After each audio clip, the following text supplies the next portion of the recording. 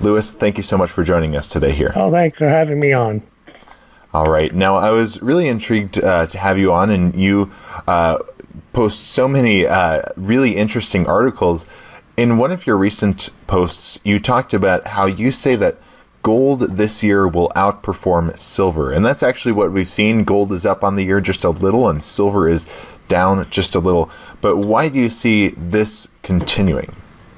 Well, it's been a trend it's actually been a trend for a very, very long time. If you go back to 1934, when the United States fixed the price of gold by the Gold Act of 34, $35 an ounce, that price stayed the same. From 1934, basically up until 1974, they controlled it at $35. They had it set by law, and that meant that you had an artificial gold-silver ratio. So people are expecting it to go lower, but you have to remember gold never got to go higher for those 35, 40 years.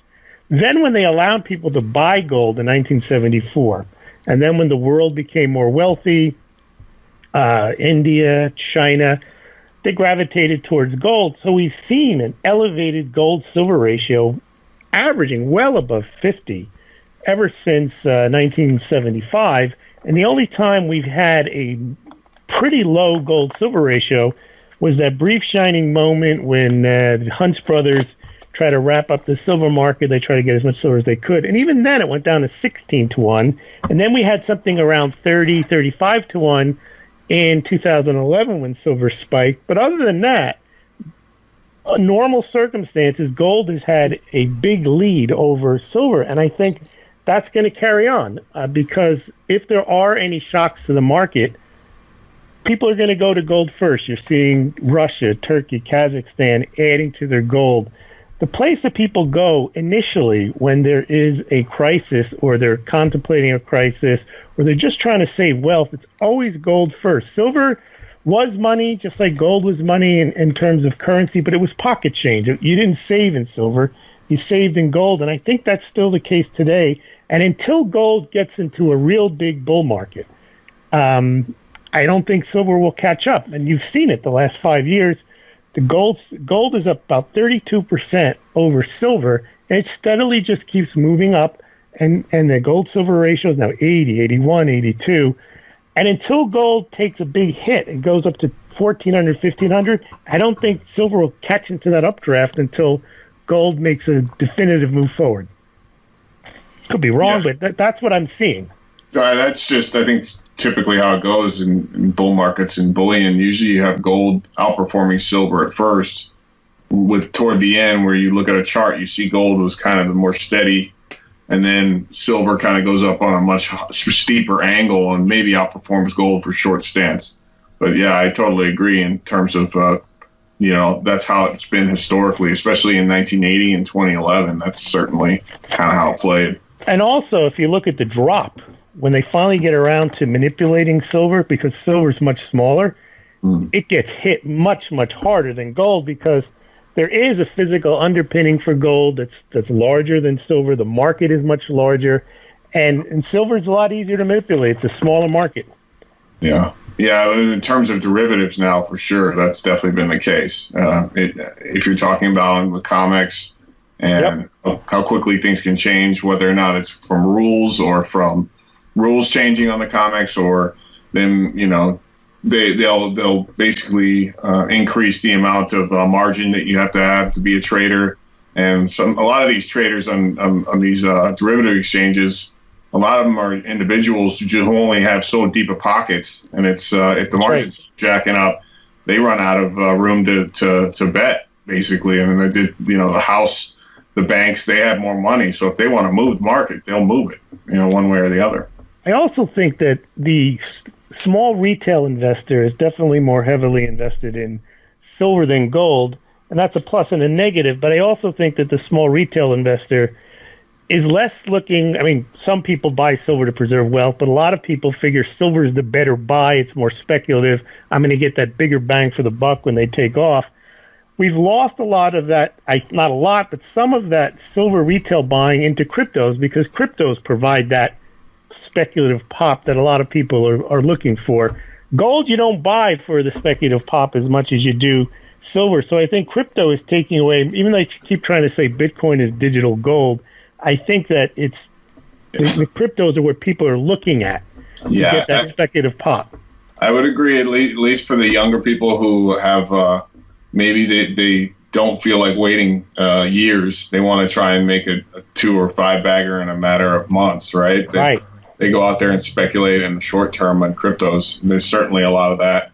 I would say, in my experience with dealing with wholesale and retail customers, high net worth, even just average middle class people, the demographics of ages, like guys who are in their 50s and 60s, and women as well, when they're going to buy bullion, a lot of times when you explain to them the volatility involved with silver, they'll certainly lean into gold because they don't want to see that volatility. They want to have something that's a little more steady. So you'll see people in their older ages going majority gold and maybe a little bit of a play into silver just because of the value proposition. But silver takes a while sometimes, and it can be extremely volatile. So, and also, if you have a lot of money, your storage costs are going to be much higher in buying equal amounts of silver than if you buy gold. There's 80 to 1, the space it takes up is tremendous. And the scene that can happen, when the post office guy pulls up to your house and there's a pallet, 4 or 5 heavy boxes. I mean, it's kind of weird for you to be getting bearing supplies dropped at your house. So there's all types of complexities that come with buying a lot of silver. It didn't stop Buffett, and it didn't stop the Hunt brothers. People forget. I was having a conversation with David Morgan the other day, and he was mentioning that Buffett, had bought, I think it was in 1998, 129 million ounces physical, took delivery of it. And then we were speculating that he sold it pretty quickly, so he never got the pop on it, but they suggest that he sold it to help set up the SLV fund.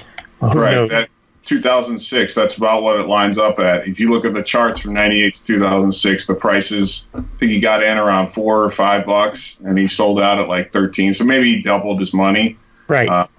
Something like that. But it was a long trade, right? I mean, that's a pretty good one, though. Still doubling your money over that time and something that's physical and that can't go to zero is pretty good. But he must have big storage fees. That's why I mentioned it. 129 million ounces. Yes.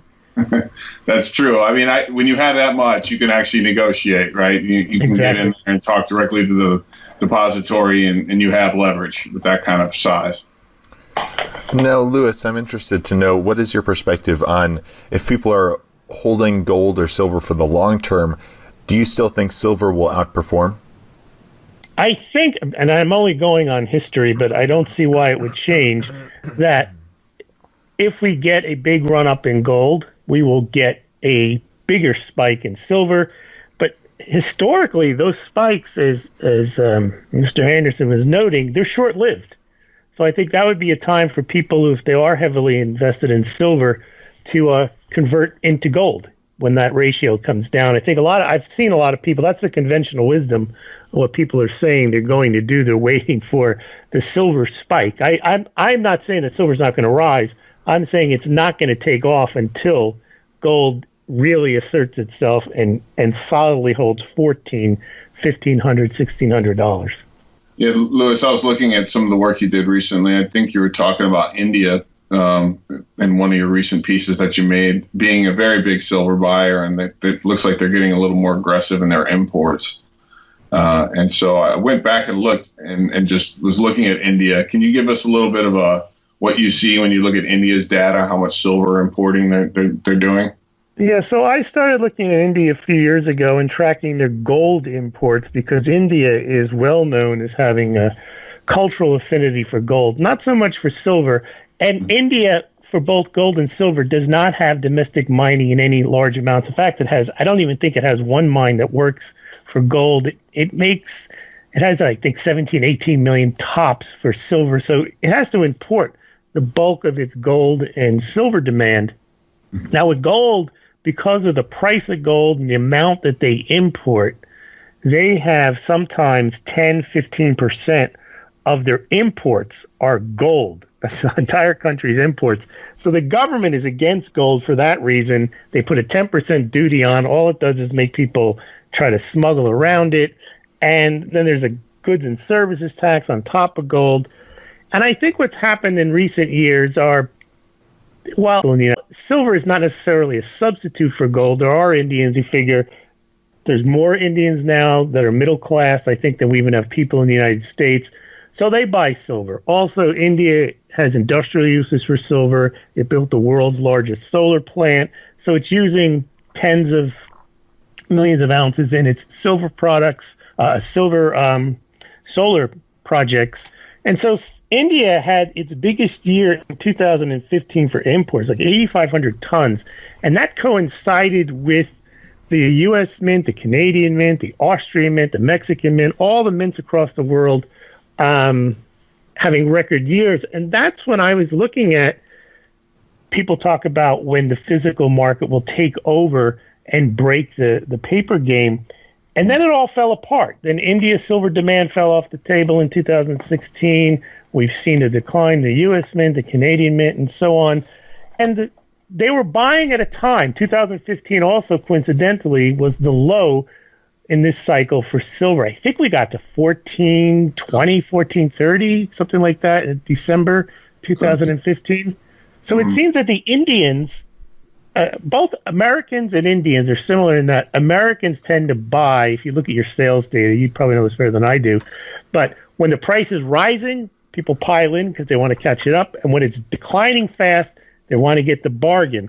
And Indians are different, same in that when the price goes down, they scoop it up with both hands. But when the price goes up, they hold off.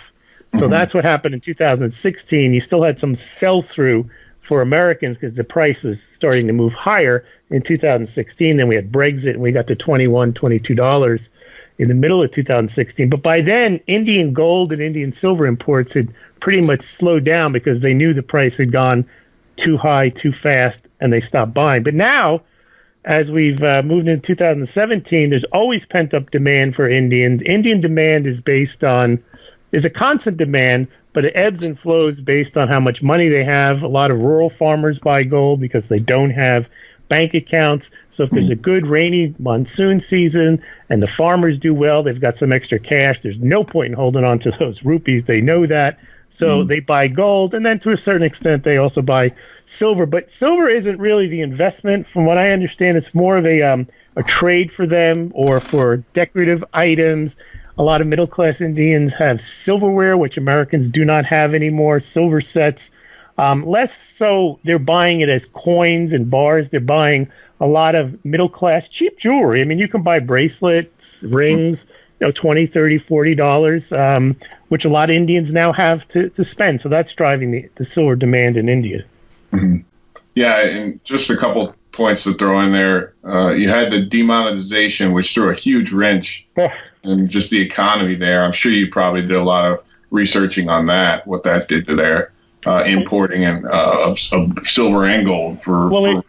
It dropped off the initial. What happened was the first few days, there was a mad rush to turn your rupees in and get something, gold or silver, because after that they became worthless. You had to wait in line at the bank to try to get the new rupees, and then they didn't have enough of them for people to have. So gold and silver demand went down, not because people didn't want it, because they didn't have any cash to buy it because they took all the cash out of the system.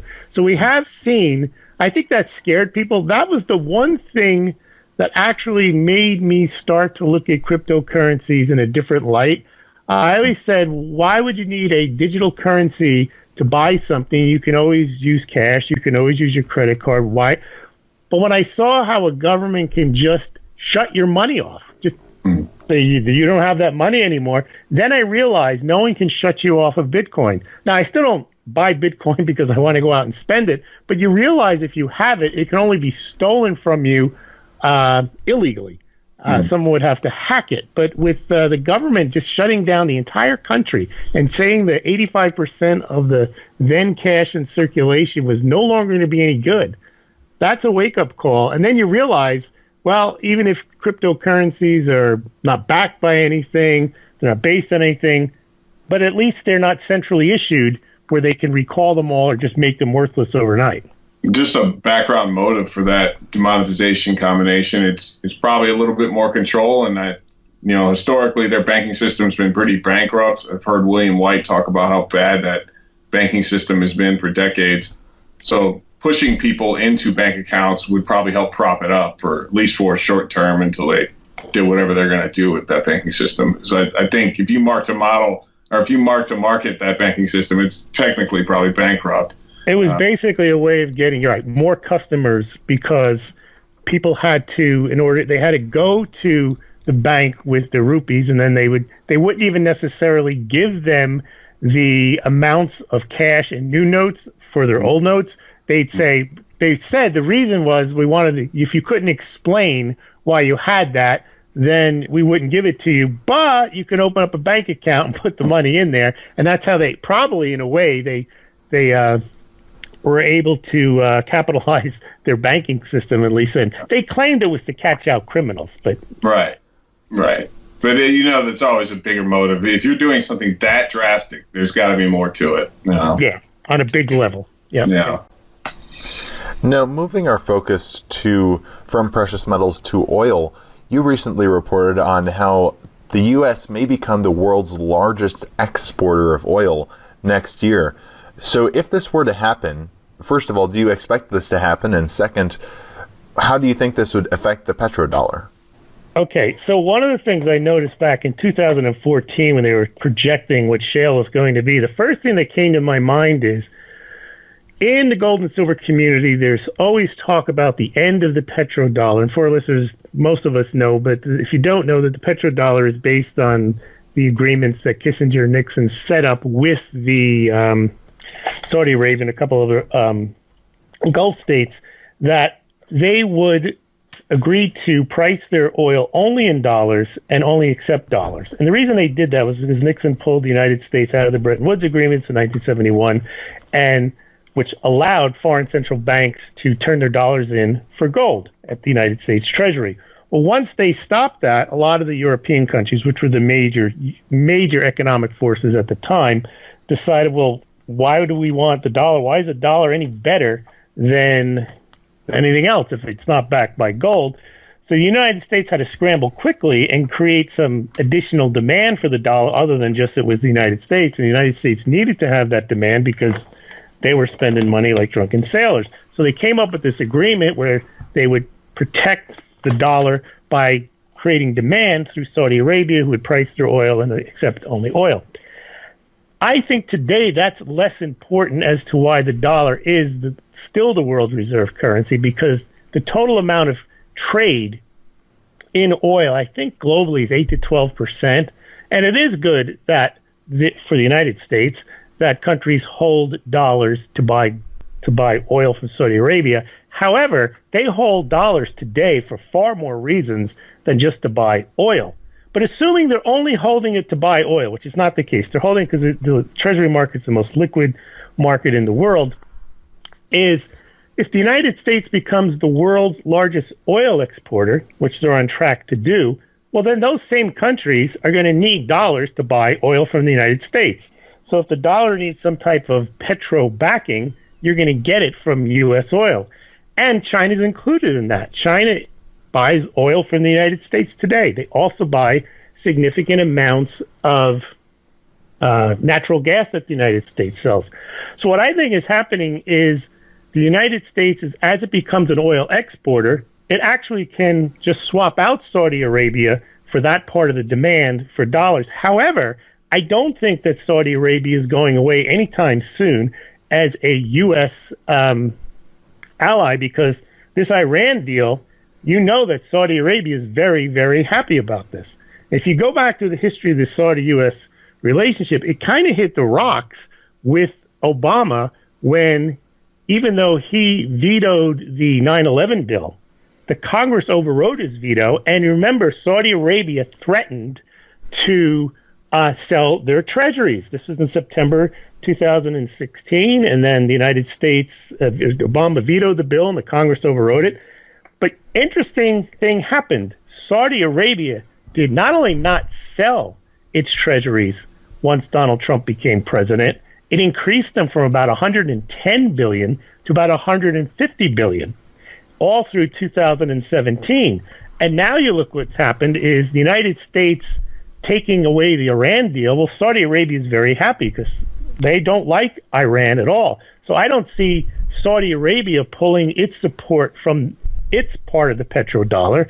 And I think the United States becoming a major oil exporter actually even buttresses the petrodollar, because now the petrodollar is still based on Saudi oil in part, and also based on U.S. oil. You do agree, though, I believe. I mean, there is somewhat of a movement for a couple of the nations like Russia and China that want to have some more sway in the pricing of commodities, especially China, as they consume so much in terms of commodity consumption and oil, et cetera, that they would longer term have a strategy probably to have some influence on price discovery.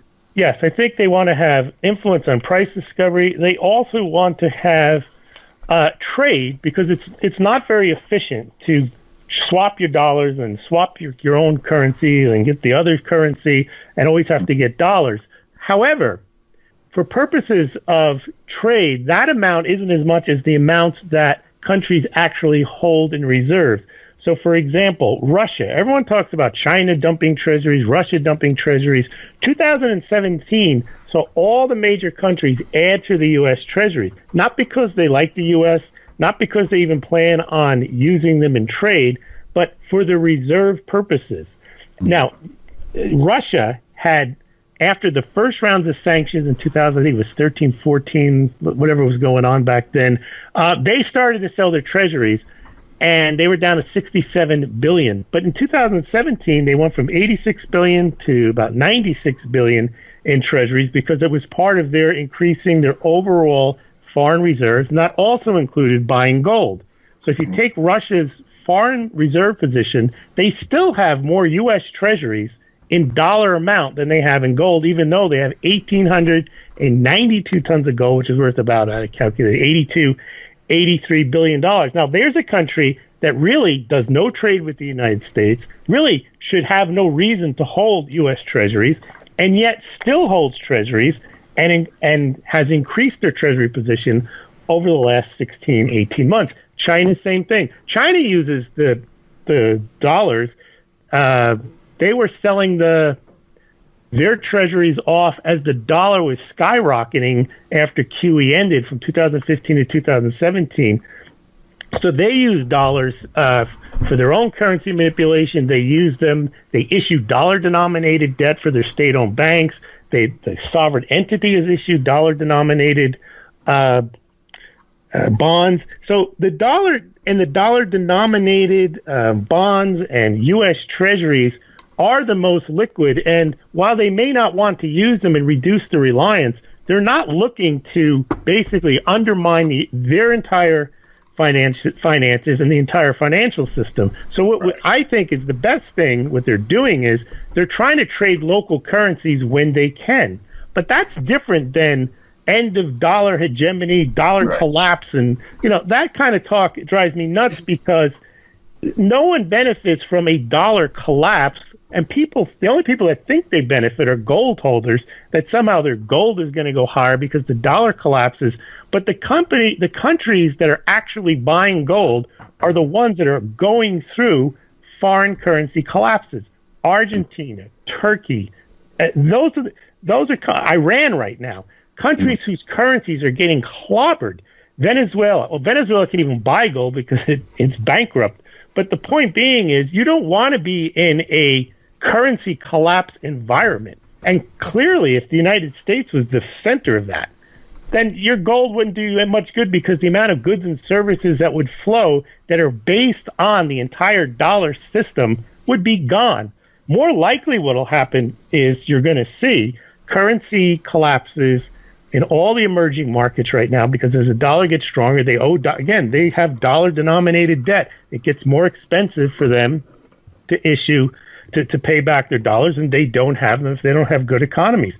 China's got the same problem. China has got massive amounts of debt. People don't talk about it. They only focus on the U.S. debt situation, but China has massive amounts of internal debt, and that makes them subject to having to devalue their yuan if they need to, which makes foreigners very reluctant to hold on to it. So what's happened over the last year, there's this theme that countries are dumping treasuries, they're not. Saudi Arabia increased. Even Belgium, which is a proxy oftentimes for Chinese treasury buying, they increased from 110 to 123 billion. Switzerland was up 30 billion to 250. United Kingdom, Bank of England, they don't have much gold anymore, but they added another 30 billion to up to 245, 250 billion in treasuries.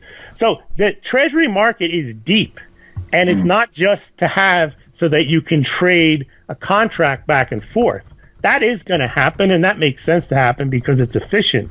But no one in the world really benefits from, see, what Russia and China want to do in other countries, Iran, clearly they want to be able to trade. If there's sanctions on them, why should they be bothering with the dollars? They might as well trade and accept currencies amongst themselves. But that doesn't undermine the dollar, because at the same time, Saudi Arabia is also going to be staying with the United States as a result, and they're a bigger oil exporter than Iran is. So it makes sense for countries that are on the outside the SWIFT system, under sanctions, to use alternative means of payment. The one I like the best is not a gold-backed anything, but is what the gold trade note, which is basically, I don't want your yuan, I don't want your real or whatever you've got. I want you to promise to pay me could be $1 notional amount, but I want that amount in gold. And that's good because that's on a per transaction basis. You don't have to back anything, and you have to come up with the gold at that point. And I think that will happen, and probably does happen, and we don't know about it all the time amongst a lot of the third world countries. And you're talking about a yuan type of eventually a note where they're backing it with claims of gold? Well, I would think that it'd be more likely the other way around. When China accepts, when China wants to buy China wants to, let me say this straight. When China wants to buy something, they want to pay in yuan. But when someone wants to sell something to China, they may have to use gold. Yeah, it would be very difficult at this moment to be accepting yuan with the debt situation that they have. I completely agree. It's unsustainable, the amount of debt that they've been building in the last decade, so it makes sense. Now, overall, Louis, are you bullish then on the dollar? Pretty much. And, one of the questions you asked was, assuming, which is not happening, assuming that the foreigners stop buying treasuries. And I think they're about, I like to say around 25% of the overall 21 trillion in debt. I think they have about 6 trillion, and then there's unfunded liabilities. But I was digging around, and one thing I was trying to figure out was, where are all of these companies are going to repatriate their cash, like Google, Apple, these cash giants, going to put their money? And I figured, well, they're probably going to put it in treasuries. I did a quick look before we got on the call. Apple, guess how many notional dollar amount in treasuries that Apple has? I'll tell you, if Russia has 93 billion, Canada has 89 billion, France has 77 billion, Netherlands 44 billion. What do you think that Apple might have at the moment? About 200 billion. No, they have about $60 billion in treasuries. That's just a company. That's at the end of March. Wow. Google has 51 billion. So if you look at corporate America, they are going to have a lot of treasuries. Now, I haven't looked at Europeans, but I'm sure European companies hold treasuries as part of their cash equivalents. Japan was the only significant country that actually declined their U.S. Treasury holdings in 2017. China increased and went back into the number one position. Japan sold, but eventually, Japan is spending all of its Bank of Japan printing up yen and buying the Japanese bonds. But eventually, they're going to have to start buying the U.S. bonds again. And I would think that, I know that the Swiss National Bank is adding. They're going to run out of stocks to buy because they don't want to be 10% holders.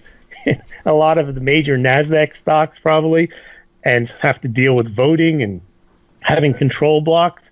And then also the Bank of England, the ECB, they buy corporate bonds. They're going to run out of corporate bonds to buy. So the whole problem that I don't look at this as a U.S. issue. I look at the whole thing as a global debt monster. And the only way it gets solved, it's not the United States that's the problem. It's the whole, they may have started it, but China's all in on it. Everyone's all in on it. And the only way they get out of it is they keep buying each other's debt. And they hold that debt on their own balance sheets, and they call them assets, even though in practice and theory, they'll never be paid the full amounts, and they don't intend to be paid on the full amounts. They keep rolling them over, issuing more, finding new entities to buy them, trading them.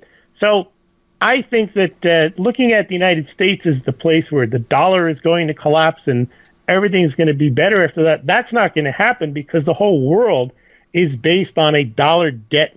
I'm not saying this is good. I'm just saying that I look at it differently, that it's not like one day all the other countries are going to say, screw this, we've had enough. We're going to dump our treasuries and we're going to go on our happy way.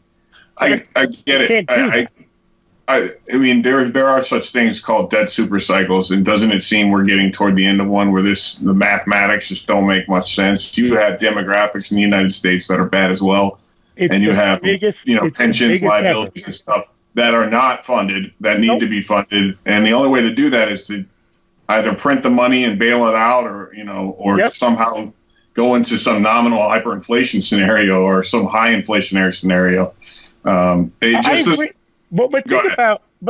I agree with that. But we keep looking at it and we say, well, 300 trillion of global, 500 trillion is unsustainable, and it just keeps growing. I do, and you cannot create value. We're not creating value by issuing more debt. We know that. So you get global growth slow down, but you still owe the money. You have unfunded liabilities to older people. You don't have enough young people producing to pay for. I get all that, but the point is, I don't know what they do about it. And the problem is, that is the problem. People look to them and say, what do you do about it? And they just come up with a new debt instrument. Either they cancel debt or they and one of the tricks that China uses is when the state-owned bank lends money to a state-owned enterprise to produce some project that will never turn a profit, and it wasn't really intended to. It was intended to give work to 200,000 people in a province, so they built a lot of stuff. And then when the bank comes for the money and there's no cash flow from the project, they go to the People's Bank of China and they say, what do we do? And they say, lend them more money. And they say, well, we just did that. They said, well, lend them more. And they said, we can't do that anymore. And then they say, well, just convert it to equity because they're not going to pay it back, so it might as well be equity. And these are the types of tricks. And unfortunately, when you get into this financialization where people are satisfied, as we see with gold, silver, but not just in gold and silver, in everything, they're satisfied with paper promises, with digital transfers. They somehow manage to get away with it for a lot longer than we can imagine. And that's why people are into Bitcoin, because they say, well, it's worth something because everyone else agrees it's worth something. Right. Sometimes frauds can last longer than you think is possible, essentially. I mean, that's basically what it is. I mean, it's basically... There's no number where you say, once we hit 500 trillion global debt, it's all over.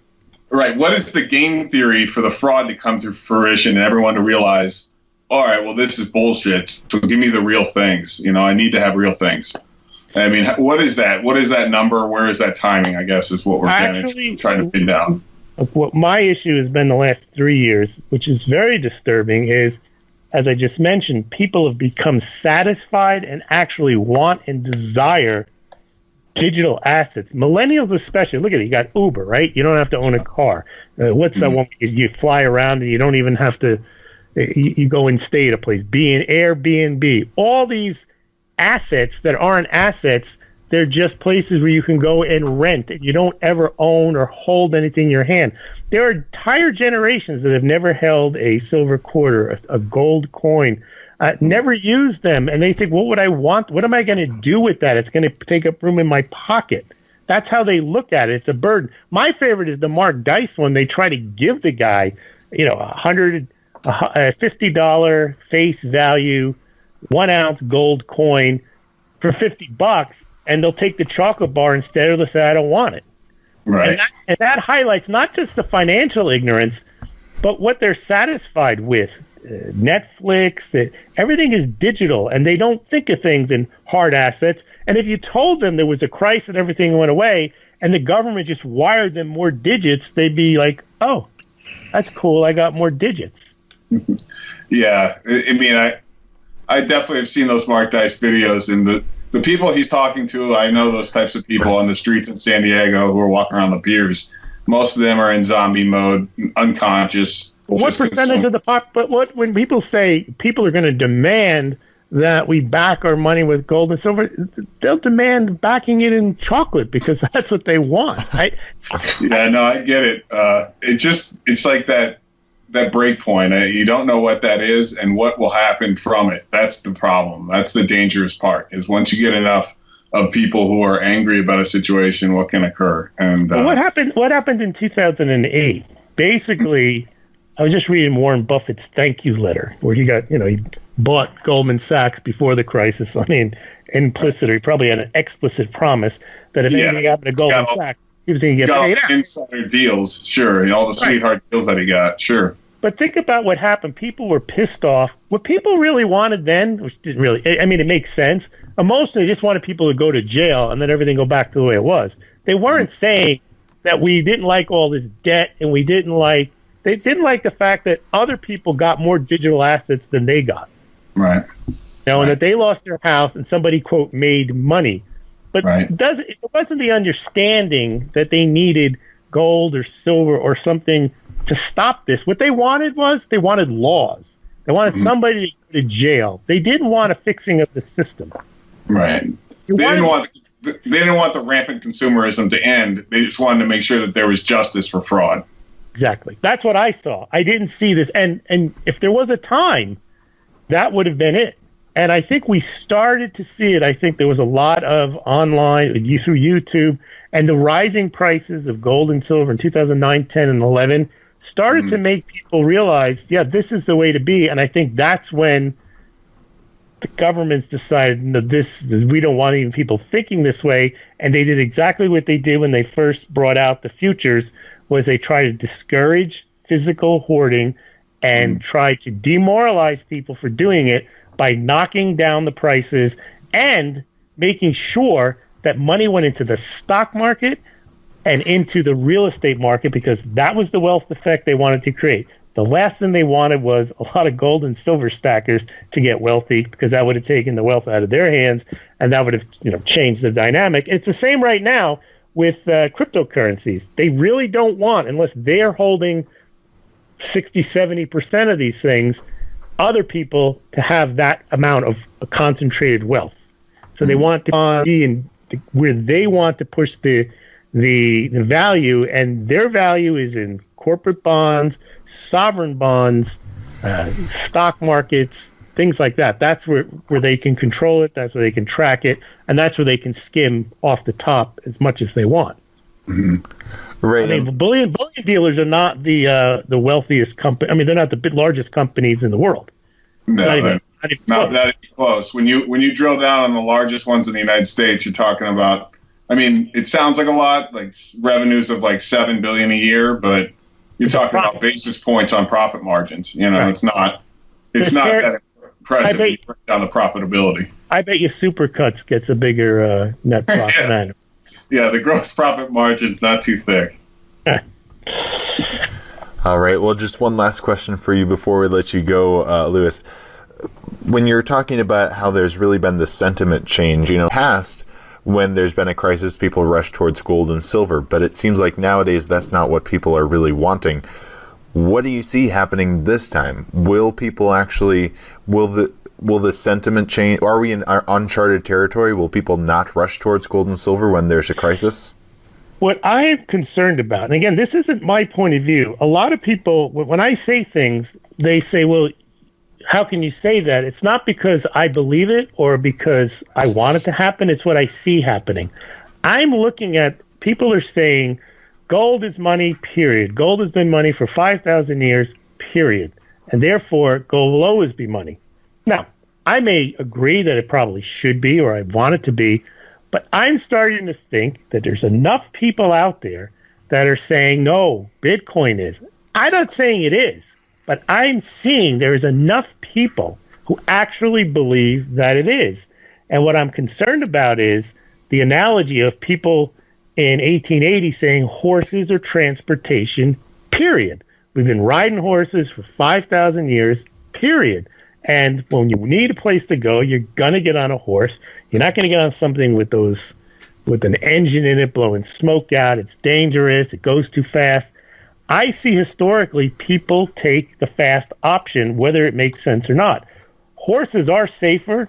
Horses are better for the environment. You can develop a bond with a horse. I suppose you can with a car. But people chose cars. Now, horses are still valuable, but not in the same way. And horses cost money to store, to feed, just like gold costs. Whereas Bitcoin and cryptocurrencies, they fly around, and people are satisfied with that as long as everybody else thinks that value is being transferred. And they think if they can store them, I saw that thing, you guys probably saw it.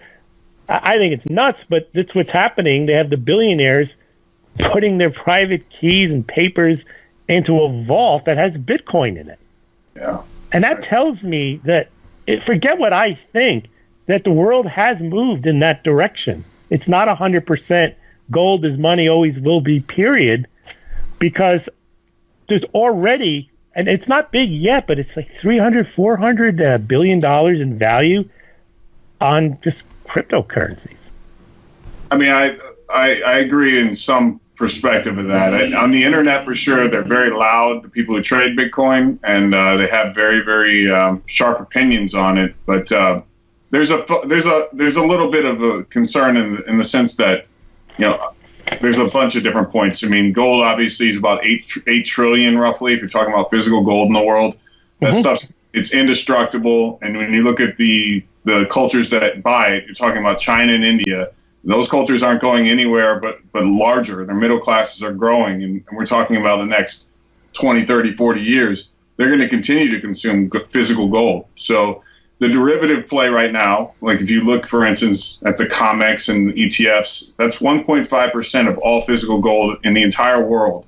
And the COMEX is one of 600 ounces of physical gold that backs it. And that is the thing that sways the gold price at the moment. Right. 1 out of 600 ounces. That is not going to last. That's not going to work 20, 30 years from now. And I don't think so. Well, what's happening in India, and it's disturbing, you're seeing the move towards digital gold. They're encouraging that. People buying gold on their phone. Right. And that's true in China. I mean, I've been in Hong Kong. Everyone loves to trade paper gold because they're just like these Bitcoin people who like to trade, day trade. And that's fine until there's a crisis and you go and say, wait a second, where's my stuff? And they say, sorry, you were in futures. Suck it. Right. And then it's over. Then generations, for 2 generations, will not be buying futures any longer because they all learn their lesson. You know what I would have, but wouldn't you have thought that would have happened in 1980 when basically the COMEX said, "Hey, Hunt Brothers, guess what? You can only sell silver, and no one on the exchange can do anything except sell silver." You would think that I would never trade on the COMEX again if they told me I had a position, but I wasn't able to buy anything. All I could do is sell. But you're right. If you look at a chart, just look at the chart of volume in silver, and it dropped off, and the chart of the volume never came back for another 10 or 15 years. Pretty much everyone went in the gold, and the gold volume kind of fell at the same time as silver, but they all went. It looks like platinum and palladium 2 months later had their record price highs in like March or April, right? So. You're right. And if you look at video of the COMEX, like just look it up on YouTube. 1981, I just saw it the other day. There's like a Sunday morning, like a 15-minute news piece of this guy in the COMEX, Charlie Fetterbush or something like that is his name. And it's the most ridiculous thing you've ever seen. Just watch it. 1981 COMEX, Charlie Fetterbush on YouTube.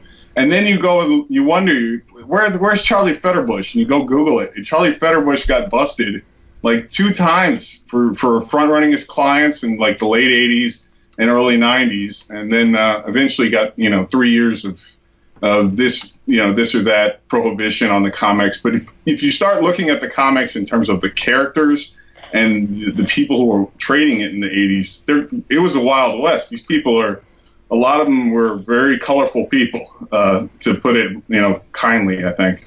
Right. Well, it seems that in the collapse situations, I've been trying to get as much information as I can, like in Venezuela or other places. They are using these Bitcoin and Litecoin. You don't hear as much stories that those are people that have been screwed. I mean, their government has totally abandoned them. And you're seeing them, I guess the younger people, they're turning towards setting up mining rigs, however you do that. And when I say mining rigs, I'm talking about Bitcoin, Litecoin, and making, quote, money that way. So I think the issue is they need to see that is suspect to Venezuela can shut the electricity off. Well, then they can't mine jack. Then that Bitcoin is worthless. The same in Puerto Rico. And that's where actually having physical specie, but these people don't have experience with physical specie. Right. You're talking about cash or bullion itself. Cash or bullion itself. I mean, that's where you would easily 40, 50 years ago, we had a crisis. You saw the pictures in 1979, people lined up in front of coin stores. Sure. When they saw inflation. They absolutely knew that the dollar they had was going to be worth less unless they converted that dollar into gold or silver specie. Mm-hmm.